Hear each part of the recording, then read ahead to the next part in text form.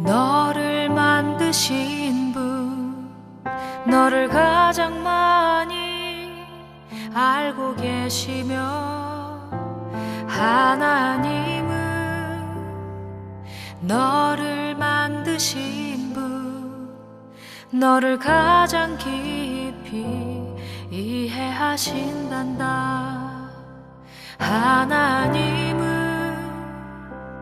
너를 지키시는 분, 너를 절대 포기하지 않으며, 하나님은 너를 지키시는 분, 너를 쉬지 않고 지켜보신단다. 그의 생각 셀 수 없고, 그의 자비 무궁하며, 그의 성실 날마다 새롭고, 그의 사랑 끝이 없단다.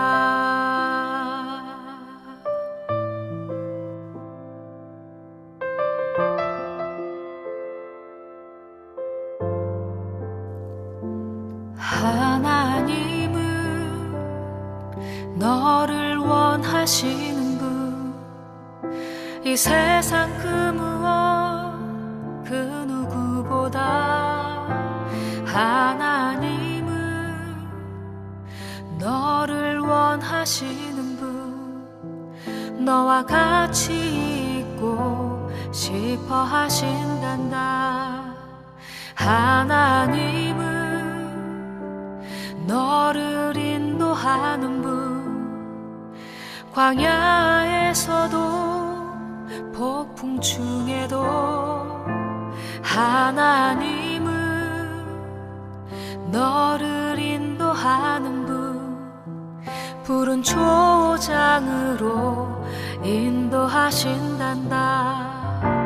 그의 생각 셀 수 없고, 그의 자비 무궁하며, 그의 성실 날마다 새롭고, 그의 사랑 끝이 없단다.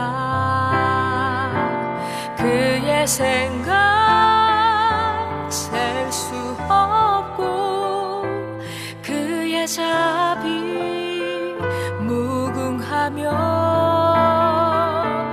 그의 성실 날마다 새롭고, 그의 사랑 끝이 없단다.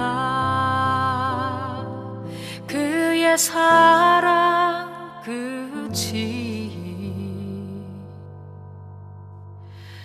없단다.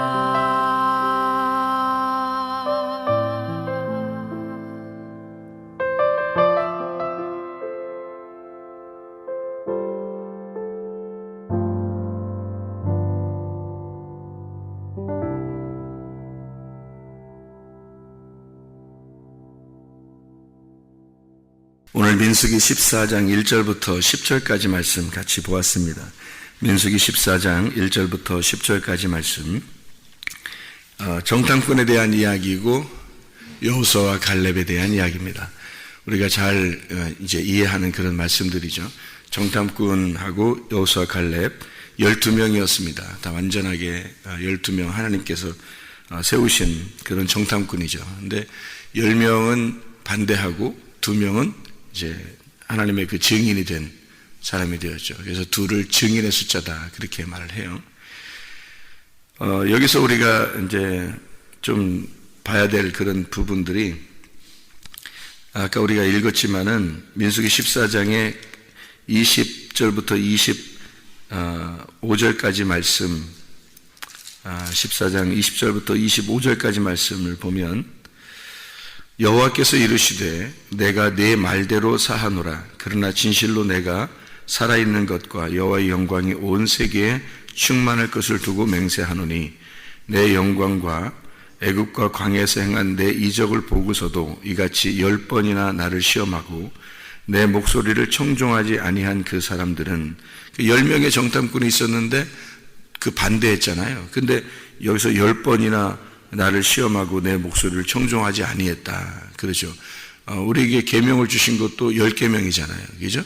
10계명. 사람들이 태어나서 사는 것도 10달 만에 태어나고 다 희한하죠. 손가락도 10개고 발가락도 10개고. 내가 그들의 조상들에게 맹세한 땅을 결단코 보지 못할 것이요 또 나를 멸시하는 사람은 한 사람도 그것을 보지 못하리라. 그러나 내 종 갈렙은 그 마음이 그들과 달라서 나를 온전히 따랐은즉 그가 갔던 땅으로 내가 그를 인도하여 드리리니 그의 자손이 그 땅을 차지하리라. 아말렉인과 가나안인이 골짜기에 거주하나니 너희는 내일 돌이켜 홍해 길을 따라 광야로 들어갈지니라. 이렇게 이야기했습니다. 하나님께서 이 땅의 완전한 숫자가 10이에요. 이 땅의 완전한 숫자가. 그래서 10개 손가락이 있고 10개 발가락이 있고 10달 만에 태어나게 되고 10계명을 이 땅의 사람들에게 주는 거예요. 그러니까 10이라고 하는 건 이 땅에 있는 완전한 숫자거든요. 하늘에서 완전한 숫자는 12이고요. 그리고 이 땅에서 열을 갖다가 설명하려고 하늘의 12이 이 땅의 열을 설명하려고 2명이 오는 거예요. 이게 증인입니다. 그래서 둘을 증인으로 표현하는 거예요. 그래서 전도하러 갈 때도 2명씩 보내라. 그렇게 누가복음 10장, 마태복음 10장 이렇게 2명씩 보내서 전도하게 하는 것도 그게 다 증인의 숫자이기 때문입니다. 왜 증인을 2명씩 보내느냐면 그거는 두 말씀이기 때문에 그래요. 성경이 두 말씀으로 되어 있기 때문에 이 두 말씀은 원래 처음부터 창세기 2장, 3장부터요. 선악과 말씀과 생명나무 말씀이에요. 그러니까 어차피 성경은 이 두 개의 말씀씩 돼 있어요. 그러니까 빛과 어둠으로 돼 있고 율법과 은혜로 돼 있고 그러니까 이렇게 두 개씩 이렇게 돼 있기 때문에 성경을 모두 다 두 개씩 나누어지게 돼 있어요. 그래서 칼도 있잖아요. 칼도 두 날 가진 칼이에요. 성경에. 그죠? 왜 두 날 가진 칼이라고 그러냐면 두 날을, 이 성경을 두 개로 설명하기 때문에 말씀을 두 개로 설명했다. 히브리서 4장 12절의 말씀에 12절 말씀이 두 날 가진 칼 이렇게 돼 있죠. 그죠? 날선 검, 두 날 가진 칼.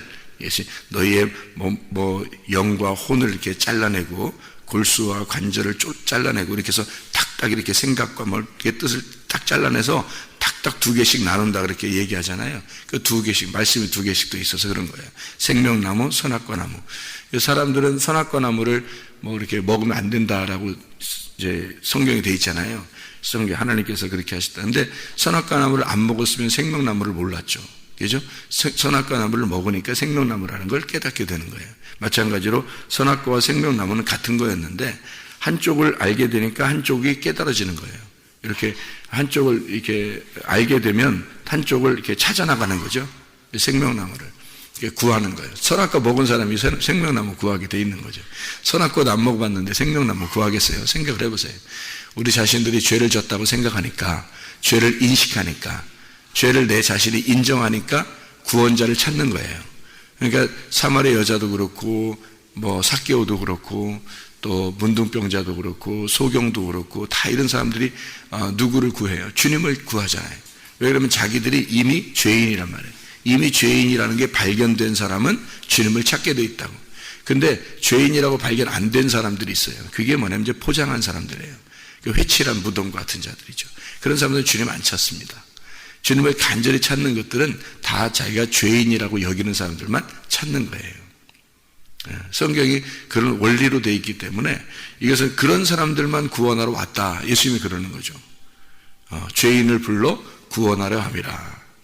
주님께서 그렇게 말씀하셨어요. 누가복음 19장 10절에 잃어버린 자를 찾아 구원하려 함이라. 그렇게 되죠.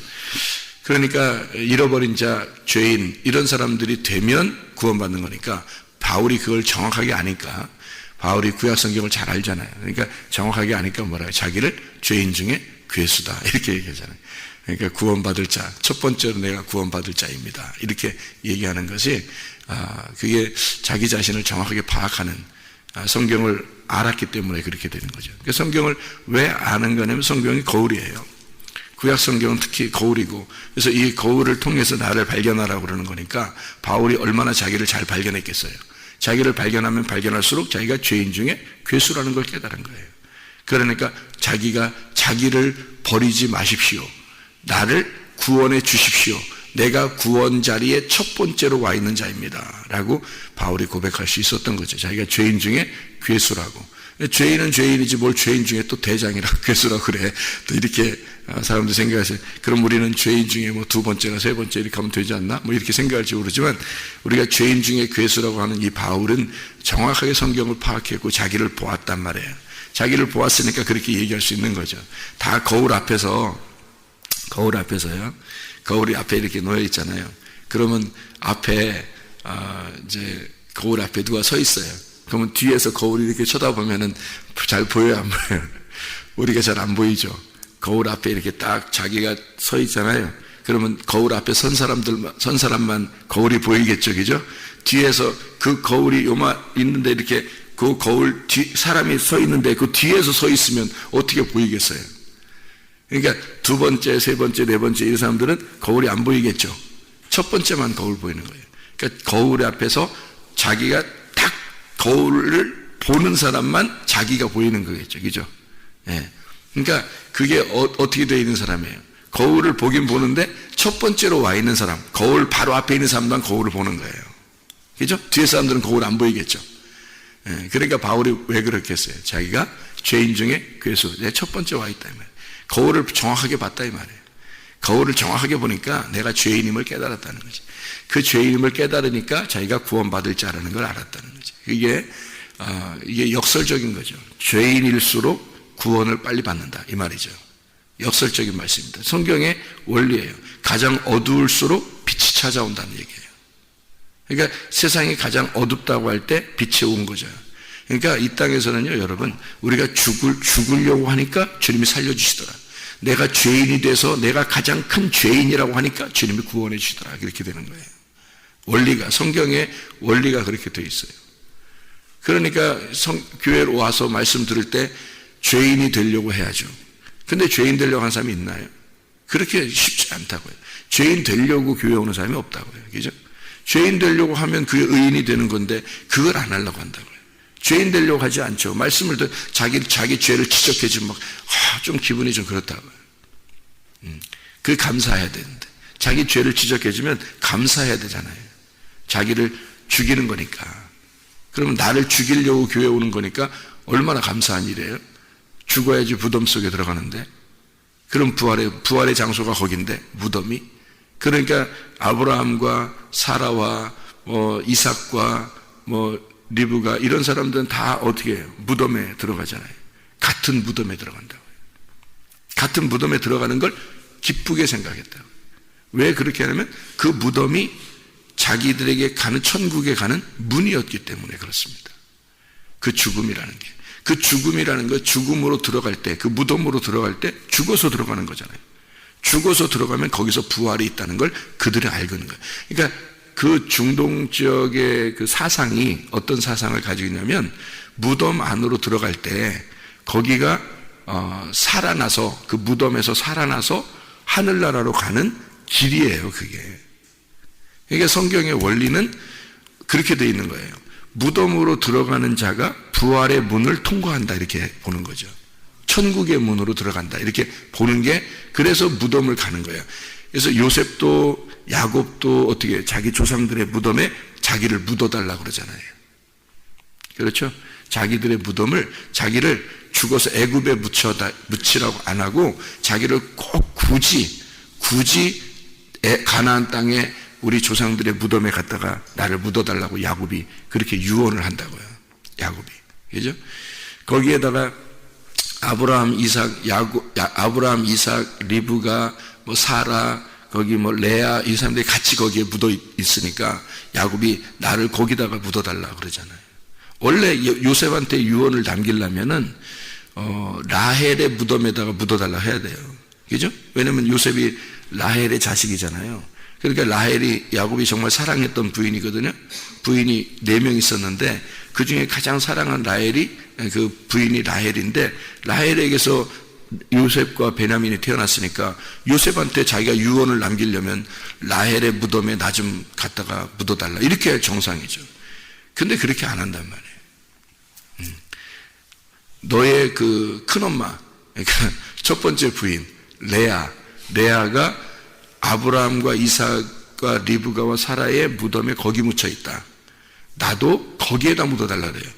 요셉한테 얘기할 때 좀 이상한 거죠. 그러니까 요셉한테 얘기할 때 요셉의 어머니가 묻혀 있는 곳에 묻어달라고 하지 않고 레아가 묻혀 있는 곳에, 너의 큰엄마가 묻혀 있는 곳에 나 좀 묻어달라 이렇게 얘기해요. 그러니까 이거는 왜 그렇게 이런 현상을 얘기하냐면요, 요셉이 그 무덤이에요. 그 무덤, 아브라함이 샀던 그 무덤. 그러니까 사라를 묻을 때 그 가나안 땅에서 자기가 나그네로서 이 땅에는 죽으러 들어가는 무덤, 그게 막벨라 굴이거든요. 그 막벨라 굴이라는 그 무덤이, 그 무덤에서 하나님과 교통을 해야 되거든요. 그러니까 하나님과 예배하는 장소예요, 그 막벨라 굴이. 그래서 이 막벨라 굴에 자기를 거기다가 묻어달라 그렇게 얘기하는 거는 거기서 들어가야 그쪽 천국에 들어가니까 그러는 거예요. 천국의 문이니까. 그래서 야곱이 굳이 자기를 거기다 묻어달라고 그렇게 얘기하잖아요. 애굽에서 묻지 말고.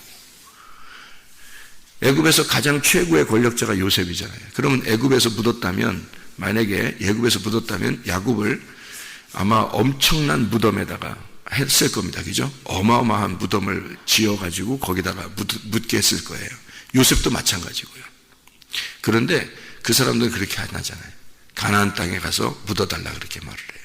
그 무덤이 천국에 들어가는 문이었기 때문입니다. 자, 죽음이라는 것은 그러니까 죽고자 하는 자가 살아나는 것이다.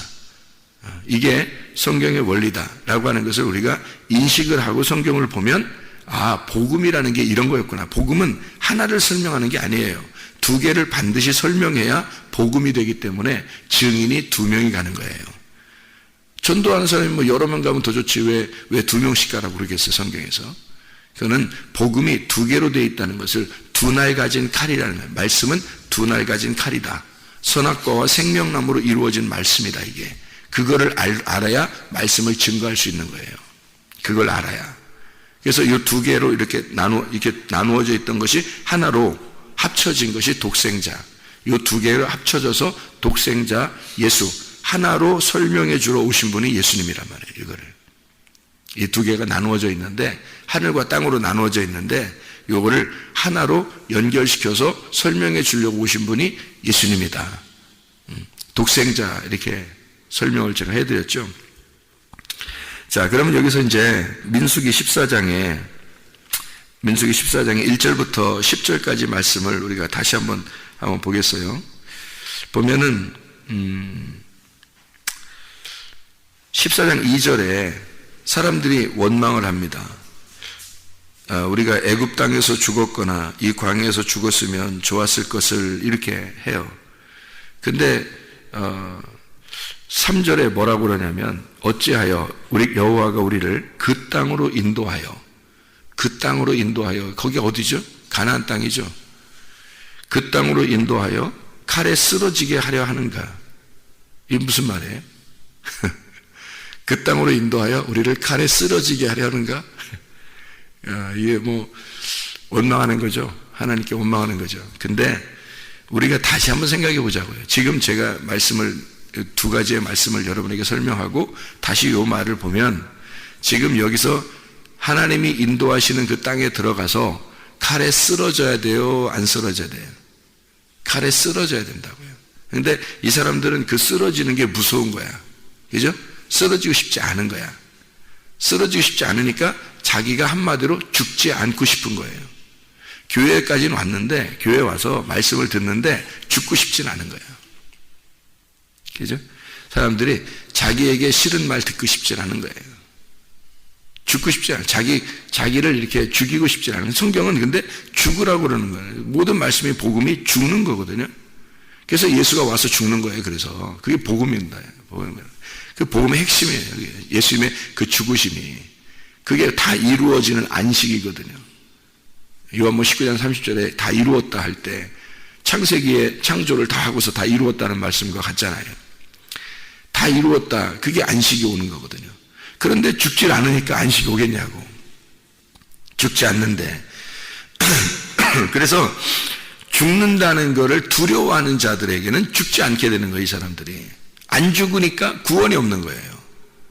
죽고자 하는 자는요, 하나님이 죽이신 들 하나님이 어떻게 우리를 죽이시겠느냐 이거야.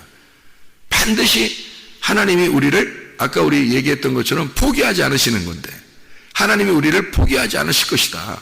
이걸 믿음이거든요. 하나님이 나를 포기하지 않을 것이다. 그러면 내가 죽으려고 가자 이거야. 죽으려고 가면 하나님이 나를 포기하지 않을 거니까 나를 살릴 거 아니냐 이거지.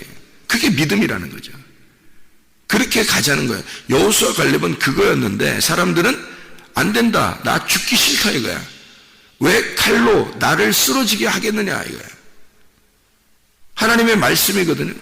하나님의 말씀으로 왜 나를 죽이려고 하느냐 이 말이에요.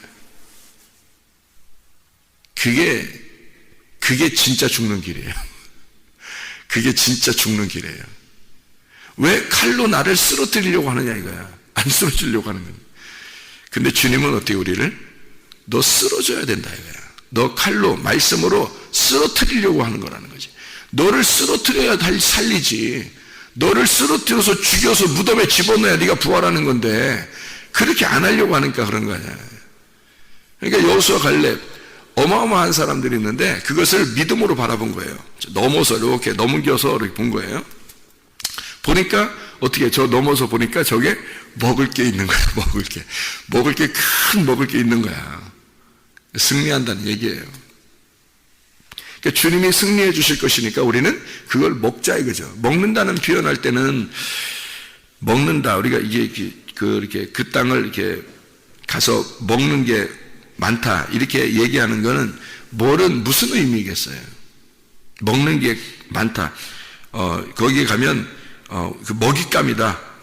우리의 먹이라. 우리가 가면 먹을 거다. 큰 게 있는데 먹을 거다. 무슨 의미겠어요? 그게 무슨 표현이에요? 먹을 게 있으면 여러분 어때요? 먹을 게 있으면 기분 좋죠. 먹을 게 있으면 기분 좋아요. 그럼 그 먹을 게 있으면 사람들이 볼 때는요, 사람들이 볼 때는 뭐라 그러냐면 칼로 봤어요. 그죠? 나를 죽이는 칼로 봤어요. 그래서 왜 그들을 통해서 칼을 통해 나를 쓰러뜨리려고 하냐 이랬는데 여호수아 갈렙은 그 너머를 본 거예요. 뭐를 봤어요? 칼이 아니라 그 칼이라는 말씀을 통해서 우리는 그게 먹잇감이라는 것으로 본 거예요. 그러니까 여호수아 갈렙은 그 말씀을 먹잇감으로 본 거고 사람들은 그 말씀을 죽이는 칼로 본 거예요. 그러니까 보세요. 한쪽은 자기를 쓰러뜨리고 죽이는 칼로 보고 이쪽 사람들은 그 쓰러뜨리는 칼을 뭐로 봤냐면 먹는 말씀으로 본 거예요. 그러니까 이쪽 그 쓰러뜨리는 칼로 본 사람들은 자기가 죽음이 자기에게 다가올 거니까 무섭죠. 두렵죠. 염려 근심이 가득 차죠. 근데 그걸 쓰러지려고 하면 괜찮아요. 쓰러지지 않으려고 하니까 그게 맞닥뜨려야 되니까 힘들죠. 근데 자기가 쓰러지고 이미 죽었다고 판단돼서 홍해길을 건너온 사람들은, 그리고 요단강을 건너갔다가 다시 돌아온 자들은 그게 두렵지 않은 거예요. 그죠? 여호수아 갈렙 같은 사람은 진짜 믿음을 그걸 가지고 있는 사람, 자기가 진짜 죽었다. 나는 홍해길을 건널 때 이미 죽었다. 예수 6월절 어린 양의 피로 예수가 죽을 때 난 죽었다 이미. 요단강을 건널 때 나는 이미 심판받았다. 나는 끝났다. 나는 이미 죽은 자다. 저거 우리 먹잇감이다. 이렇게 본 사람들은 믿음으로 본 거잖아요. 그죠? 그러니까 먹는다는 표현을 성경에서 할 때는, 먹는다는 표현할 때 성경에서는 어떤 때 먹는다 표현해요? 어떨 때? 혼인잔치할 때 먹는다 표현해요. 혼인잔치할 때. 그러니까 한쪽 사람은 저게 칼이라 나를 죽인다고 봤고, 한쪽 사람들은 저기 가면 잔치한다 이렇게 보는 거예요. 그죠? 예, 한쪽 사람들은 저거 나 죽일 거야 이렇게 보는 거고, 이쪽 여호수아 갈렙은 저쪽 가면 우리 잔치한다. 무슨 잔치? 혼인잔치. 예, 성경을 보는 게 이렇게 되는 거죠. 그러면 이 원망하는 10사람과 더불어 이 광야 모든 사람들은 전부 다 원망했어요. 그죠? 전부 다 울고 난리 났어요. 그러니까 자기들이 광야에서, 그러니까 하나님이 그 막 울고 날리는 사람들을 어떻게 해, 하나님이? 그냥, 아유, 야야, 위로해주고 이래요? 야, 괜찮아. 야, 내가 달 도와줄게. 같이 가자. 이렇게 해요? 아니면 다 죽여버려요? 다 죽여버려요. 여러분이, 하나님 너무해, 진짜. 그렇게 했다고. 그 사람들 얘기 듣고서 우는데, 그래, 세상에 그걸 갖다 다 죽여? 이상하잖아요, 하나님이. 그죠? 이거는 그때 사람들을 죽여서 하나님이 기뻐했다, 이런 의미가 아니에요. 우리에게 이 말씀을 쓰셔서 이게 거울로 우리에게 보여주려고 하는 거예요. 네 속에 원망하던 옛날 네 성품이 있고 옛날 옛사람이 너가 살아있으면 너는 반드시 그 칼에 쓰러져야 된다고, 너를 죽여야 된다. 그래서 네가 안 죽으려고 하니까 광야에서 다 죽여버리는 거예요. 네 속을 다 죽여버리는 거야. 그러니까 광야에 있는 사람들 죽임으로써 하나님이 기뻐했다, 그런 게 아니잖아요, 성경에. 그런 거 아니라고요. 여호수아와 갈렙만 들어간다. 광야에서 태어나 아무것도 모르는 영적으로 깨끗한 자, 순수한 진리의 말씀을 따르는 자, 그 사람들만 여호수아와 갈렙이 데리고 들어간다. 그러면 여기 속에 진리의 말씀, 순수한 말씀을 가지고 그 믿음의 너머에 있는, 가나안 땅의 믿음의 너머에 있는 것을 바라보고 따라가는 자들만 들어간다, 이라는 얘기예요, 성경에서. 그럼 우리 속에 있는 광야에 원망하는 것들은 다 죽어야 되는 거죠. 칼에 쓰러져야 된단 말이에요. 칼에 안 쓰러지려고 하니까 광야에서 하나님이 죽여버린다고요. 반드시 없어져야 될 거라고요. 반드시 없어져야 될 거. 그래서 여호수아와 갈렙의 믿음을 가지고 너희들이 승리해야 된다. 그래서 여호수아 갈렙이요, 여기서 퍼포먼스를 좀 합니다. 어떤 퍼포먼스를 해요? 옷을 가지고 어떻게 해요? 옷 뭐 이렇게 잘 입어요, 이렇게 더? 광야에 바람 부니까 이렇게 잘 옷을 더 이렇게 여미고 그러나요? 아니면 옷을 어떻게 해요? 사람들이 원망하고 그러니까 옷을 찢어버립니다. 옷 찢으면 무슨 현상이 벌어지나요? 옷 여러분 찢어보시면 이렇게 뭐가 나타나요? 네, 속에 있는 게 나타나죠? 그죠? 이게 옷을 이렇게 덮어 있으면 옷이 보이잖아요. 옷을 찢으니까 속에 뭐가 나요? 가슴이 보이죠? 그죠? 옷을 찢으니까. 그러니까 옷을 이렇게 덮으면 옷만 보이는데 옷을 찢으니까 가슴이 보인다. 여호수아 갈렙은 이 옷을 찢음으로써 하나님의 가슴을 보여주는 거예요. 이게 지성소를 보여주는 휘장이 찢어지는 거예요. 휘장을 찢어 지성소를 보여주면 속에 있는 하나님의 마음이라는 말씀, 그 법궤가 보이는 거죠. 여호수아 갈렙은 이미 하나님의 말씀이 그 속에 존재하는 자들이에요. 이미 법궤를 품고 있는 자들이라고. 자기 속에 법궤가 품고 있는데 이 법궤를 사람들이 못 보는 거야. 자기의 가슴을 못 보는 거야. 하나님의 마음을 못 보는 거예요, 사람들이. 하나님의 마음을 모르고 있는 거야. 막 안 죽으려고만 하는 거야, 이 땅에서. 근데 하나님의 가슴은 찢어지는 거죠. 예수 그리스도가 오셔서 휘장이 찢어졌다는 말은 뭐예요? 육체가 죽는 걸 의미하죠. 십자가에 매달려 죽을 때 휘장이 찢어지잖아요. 그래서 예수의 죽음으로, 다시 말하면 너희들이 죽는 육체의 죽음, 예수가 죽음으로 너희들 하나님의 마음이 이 속에 있다. 하나님의 마음은 육체가 죽어야 되는 거야, 반드시. 죽고자 하는 자는 사는 거야. 너희들 칼에 죽는 거 무서워하지? 가서 죽어야 되는 거야. 가서 쓰러져야 되는 거야. 그래야 하나님이 우리를 살리시는 거야. 너희들 대신에 죽는 자가 있어. 그가 예수야. 하나님의 아들이야. 그거를 알려주는 거죠. 자기들이 옷을 찢음으로써 나는 죽고자 하는 것이다. 하나님의 아들이 오셔서 우리를 위해 죽고자 하는 것이다. 그러면 하나님의 가슴이 보이는 거죠. 그러면 사는 겁니다. 죽고자 하는 자가 사는 것이다. 여호수아와 갈렙은 그 가슴 안에 하나님의 말씀을 품고 있는 거예요.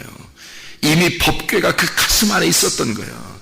가슴이 법궤가 저쪽에 있고 하나님의 가슴은 여기에, 그런 게 아니라 법궤가 하나님의 가슴이에요. 하나님의 마음이라고. 하나님의 마음이 이미 여호수아와 갈렙은 그 안에 법궤가 있었던 거예요. 가슴을 찢고 하나님의 마음을 설명하는 거죠. 옷을 찢으면서, 그죠? 내 가슴을 봐라. 하나님의 마음을 보아라 이거야. 하나님의 말씀을 깨달으라 이거야. 하나님의 아들이 네 대신 죽을 거니까 우리는 들어가자 이거지. 우리는 그 땅을 차지하자. 예수가 대신 우리를 위해서 죽을 거니까 우리는 들어가서 혼인잔치를 하자. 다 먹을 거다. 가면 말씀을 먹을 거다. 얼마나 즐거운 일이겠느냐. 근데 너희가 죽지 않으니까 하나님이 반드시 광야에서 죽여버리는 거예요, 이 사람들. 그럼 혼인잔치에 참여할 수 없죠. 이해가겠습니까? 여호수아 갈렙처럼 기름등불 꺼지지 아니하고 애굽에서 가졌던 믿음이 끝까지 광야와 가나안까지 들어가는 하나님의 사람들이 다 되시기를 바랍니다. 기도하겠습니다.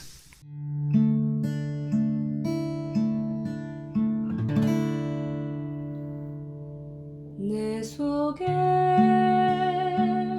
내가 너무도 많아서 당신을 쉴 곳 없네. 내 속에 헛된 바램들로 당신을 변할 곳 없네. 내 속에 내가 어쩔 수 없는 어둠, 당신의 쉴 자리를 뺏고 내 속에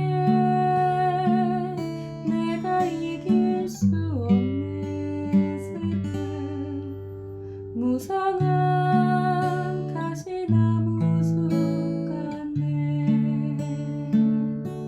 바람만 불면 그 메마른 가지